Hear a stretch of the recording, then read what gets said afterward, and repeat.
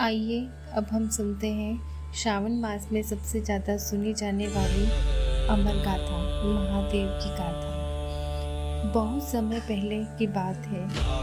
एक नगर में एक धनी व्यापारी रहता था। दूर दूर तक उसका व्यापार फैला हुआ था।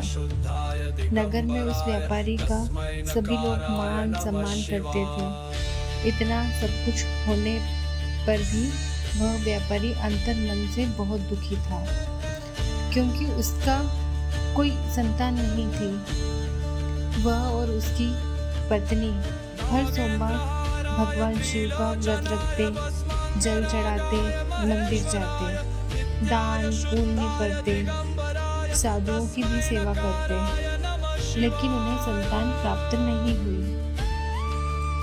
एक दिन एक साधु उनके घर आया। साधु ने कहा, हे व्यापारी, तुम्हारी तपस्या से प्रसन्न होकर भगवान शिव ने मुझे तुम्हारे पास भेजा है।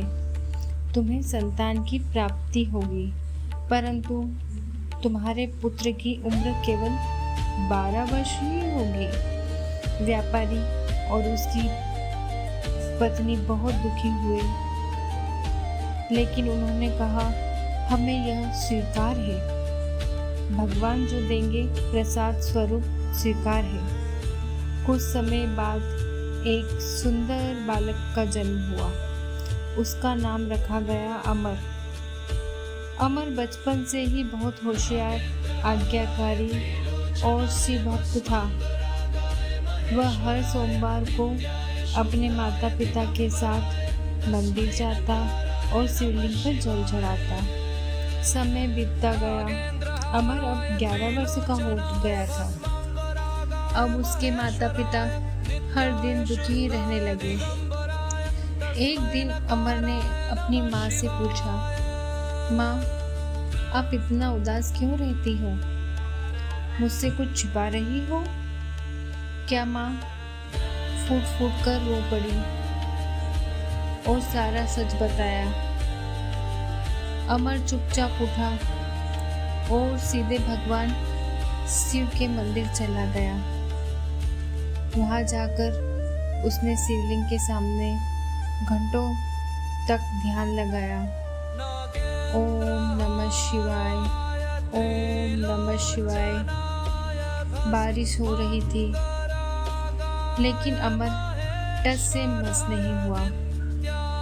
उसका पूरा शरीर भीग गया, पर उसकी आंखें बंद थी और मन शिव में लीन था।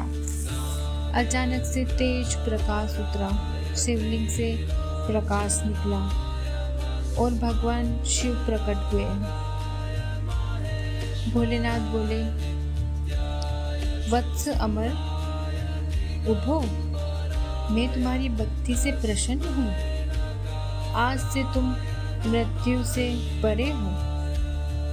मैं तुम्हें अमृतत्व का वरदान देता हूँ। अमर ने आंखें खोली।